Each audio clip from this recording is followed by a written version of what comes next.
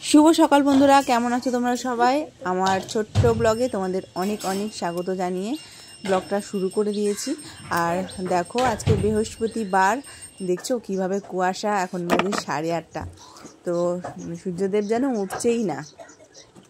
আর এদিকে আমি চুলটা একটুখানি আঁচড়ে নিলাম, মানে ব্রাশ করার পরে আর কি চুলটা ভালো করে আঁচড়ে নিয়েছি, ভীষণ জট পেকে গেছিলো। আর একটু সিঁদুরও পরে নিলাম আর টিপ। তো আর ভিডিও করা হয়নি, সংসারের অনেক কাজই থাকে, তবু আজকে আমাদের ঘরে কাজ হচ্ছে, তো সেটা পরে বলছি। আর দুপুরবেলার ভাত খাইনি, মা আর আমি বানিয়েছিলাম, এটা কোলা রুটি না কিন্তু, এটা সুজি আর বেসন দিয়ে বানানো হয়েছে, অনেক সবজি দিয়ে। এটার নাম চিল্লা, তো নামটা হয়তো ভুল বলেছি, যাই হোক। আর দেখো, কাজ শুরু হয়ে গেছে, ঘরের কিছু কাজ তো বাকি আছে আমার, যার জন্য ওপরে আসতে পারছি না।